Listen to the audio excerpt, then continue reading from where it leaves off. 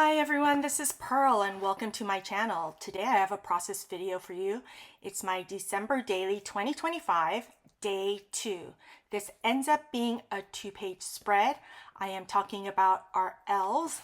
Their names are Doodles and Peppermint, how they came on the 1st of January, and they brought gifts with them. So I decided I was going to make the matchbook that is in Ali Edwards' December Daily 2025 product play. But because I did not purchase Ali Edwards kits, I'm having to make them my own. And I made sure that they're not too busy so I'm using with the design, their theories, and I'm cutting them down my own cardstock. So here, in the instructions for that 6 inches by 2.75. So I do that with so that 6 of the different cardstocks that I have, or the matchbook, and you'll see here that I'm 2.75 by 2.75, and then the lip of the matchbook, the label of the so here I'm cutting, and I'm using my Tim from the Hip Kit, the new trimmer. It's the November kit. It's a rotary trimmer, and Scrapbook.com had it on sale over Black Friday, so I did go ahead and get that. Prior to this, I really enjoyed the Caterpillar Pro. Now, once this is done, I'm going to have to score the cardstock that I cut up. And you will be scoring them at 2.75 on one end, and I flip the paper over, and then I will have to score at 0.5, and that 0.5 is going to be the lip of the matchbox. I will have all of the products that I mentioned linked down below, and that's a Teflon bone folder, which I absolutely love. If I'm using the smaller bone folder, sometimes I find myself cutting through the thick cardstock, even though it is a thick cardstock. So for the matchbook, I decided I was going to take a picture of all the advent calendars that we got and put them inside the matchbook. So I went ahead and printed them out on my computer. I used Photoshop Elements, and I made these photos 2.75 by 2.75. Now, the advent calendars that are chocolate were more portrait mode, but I left some white space so that it would fit into the matchbox. Here I'm using my Caterpillar Pro because I can see exactly where the lines are with the light on the Caterpillar Pro. This trimmer is supposed to be self-sharpening, but I have realized, or noticed I should say, that it doesn't cut as well as it used to. I might need to replace the blade. That is actually why I got the other trimmer, the new Tim Holtz paper trimmer, because I hadn't gotten around to replacing that blade yet. Now I'm cutting out vellum. This is going to be like the first page of the matchbook, and I'm cutting that down to 2.75 by 2.75. And since I have 6 advent calendars that I am counting, or making I should say, I cut 6 of those up. In the Ali Edwards December Daily Product Play class, the matchbook has a star in the top cover of the matchbook. And since I am just using my own cardstock, I am going to use the star nested dies I have here. And this set is from Pink Fresh Studio. I go ahead and decide which size star I want to use. And I'm sorry I don't have the dimensions for it right now, but it's one that is not too large or not too small for this matchbook. Now I'm trying to use this little die cut machine that I have, and I realize that it's not going to take the cardstock because it's 2.75, and the opening for this die cut machine is 2.5. And I love this little machine. It's the Sidekick, and it's great for if you only have 1 or 2 small little embellishments that you need to die cut. So I put that away, and I get my small Spellbinders die cut machine. You guys, it's crazy. I have 4 die cut machines. Yes, I know, it's crazy, but you know what? I use them all almost equally. Yes. So here I am, I'm trying to measure where the star is going to go, and I do go ahead and trace it out with a pencil. I shouldn't have bothered. You'll see here why soon enough. But I went ahead and die cut all of these. After die cutting the stars into the top of the matchbook, I go ahead and I'm going to adhere the picture or photo of the advent calendar to the inside of the matchbook. Here I'm trying to decide which advent calendar I'm going to do with or adhere to which matchbook. And so I flip them all so that I can see what the inside looks like. And the inside is more busy than the outside. So I guess I could have just used plain white, but I wanted to have the cardstock from the kit be the outside. So I'm using my Kokyo roller adhesive, and this is my favorite adhesive to use when I'm working on small projects like Project Life or December Daily or Week in the Life, because it's small enough to manage and it is repositionable. So that's the one I like to use because I don't always decide, or let's say I do like to change my mind. So here I'm using the roller adhesive and I'm adhering the picture of the advent calendars to the inside of the matchbook.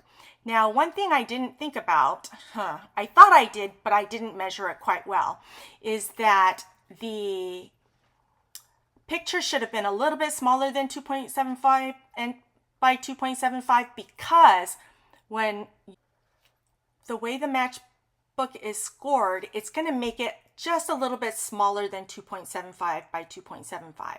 So I do end up shortening the vellum or some of the photos as well. So what I want to do is have the vellum be the first page of the matchbook. So I'm going to use my Kokyo roller dot adhesive, and I'm going to adhere that to the very bottom of the matchbook, the portion that's going to flip up to make the bottom of the matchbook. So I'm adhering glue to the inside portion, and I'm putting the vellum on there so that when I do staple it, it'll be in line. Does that make sense? I think that makes sense. Then I'm using my tiny attacher. This one is no longer sold in the US. I got it from a scrapbook store decades ago, but it's the same size as a tiny attacher, and I'm putting two staples on the bottom of the matchbook. The other thing I didn't realize is that the top cover that folds down was a little bit too long, so I ended up cutting the top of all of that. Okay, now I realize that I don't like this size. I should have just made one to see if I like the size. So I go ahead and make this all over again, and the matchbook size is going to be 2 by 2. I'm not going to make you watch all of this, but just so you know, I'm doing the exact same process, and the matchbook is going to be 2 by 2, and the bottom lip of the matchbook is going to be 0.25 inches. So you'll score at 2 inches on one end and 0.25 on the other. So I made the exact same thing as I did last time, and now I went through the 12 by 12 cardstock, and I decided I am going to use this striped paper as the background for my matchbooks. I'm trying to decide which of the stripes I want to have as my background. So I decided I want to use the pink and the light blue. So I'm going to trim the paper so that it's 7 by 8.25 because I'm going to adhere it to the back of my day one. So here I'm measuring to see if it's going to work out okay, and yes it is. So I'm going to have a little bit of the red on one end of my paper or my cardstock and a little bit of the green. My plan is to punch holes in the red section. So here I am cutting it down to 8.25. Once I decide how I want to arrange these matchbooks on this cardstock, I use my glue press to go ahead and glue that down. You could also use red line tape, but you want to do something sturdy. And I don't think my roller dot adhesive would be strong enough to hold that there because it's not going to be in a page protector. So I am using my glue press. I got this as a gift and it is wonderful. I don't know what we did before that. Now I'm going through all of my embellishments. Oh, what a struggle. This is from the embellishment kit from Hip Kit, their November embellishment kit, because I want to embellish a little bit on the matchbooks, but I wanted something flat. Couldn't find anything that I loved, so I end up going with the puffy stickers that came with it as well. Now I am using my powder tool here. That is a makeup powder tool that I just put baby powder in, and I'm taking the stickiness away because I'm not sure where I want to place the puffy stickers, so I do take the stickiness away. Once I decide which puffy stickers I want to use, I do use my glue press to adhere those on to the top of the matchbooks. Okay, now I'm like, what else should I do? So I did end up taking the large sticker that says Christmas and putting it on the green side of the cardstock. I'm realizing that I didn't put day 2 on here, so I found a little tag and I could not find a brad anywhere. I think I got rid of all my brads in a declutter like years ago. So I just put the number 2 on a little tag that I found. And for right now, I'm just gonna put a safety pin there, but I'm planning on getting at least one brad so that I can adhere that tag to there so that the 2 tag can move around freely.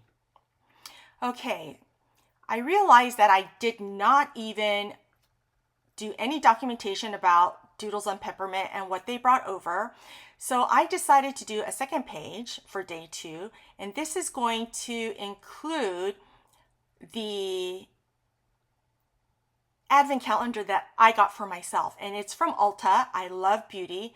For those of you who don't know, I do have a beauty channel here on YouTube where I review makeup. So I decided to take a picture of all the little mini things that came in the Ulta advent calendar, and I'm going to add that into the 2x2 page protector. And I took pictures of all the little things that were in that advent calendar, or at least my favorites, and I put them so that I could fit 4 on one 2x2. And I also did some journaling there, and I'm getting ready to put that into the page protector. So I want to decorate the other 2x2 squares, and I found an old acetate that I have. This is of snowflakes. I don't know where I got this, but if I can find it, I will link it down below. Otherwise, just use any old acetate that you have. So I'm going to put that in one of the 2x2 pockets. Then I have these sequins. It's a mixed sequin by The Diary of Belle Rose, and she sells on Etsy. I got this as a gift. Thank you, Fran. I'm struggling with opening it, but I want to put it in one of the little pockets, and then I am going to sew the top portion of just that pocket with my sewing machine and white thread, just so that the sequins can't escape out of there. I just have a basic sewing machine. It's a Singer that I purchased just to sew on my scrapbook pages. Isn't that crazy? If you guys are interested in one, just get one, or I can link mine down below. And it's super easy because I did not know how to sew before I did this.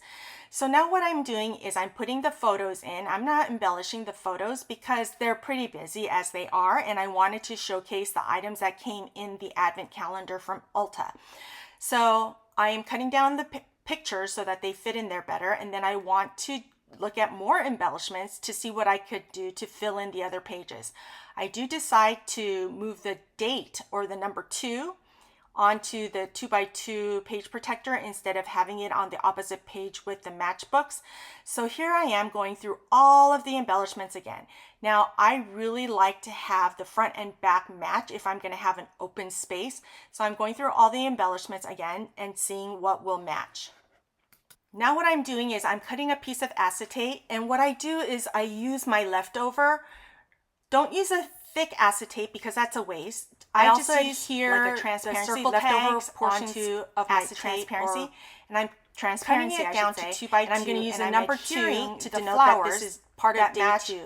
Now that special delivery on both sides, postage thing using my does not fit inside roller the 2x2 pocket, and then I'm going to put that 2x2 just putting it with the flower on it because I don't want to take away one of the postmark like this. And I also do that as well with the so I'm just going to put it on top of the page protector and call that part done. Okay, I hope you guys have enjoyed this video. If you did, don't forget to give me a thumbs up, like, and subscribe, and I'll see you next time.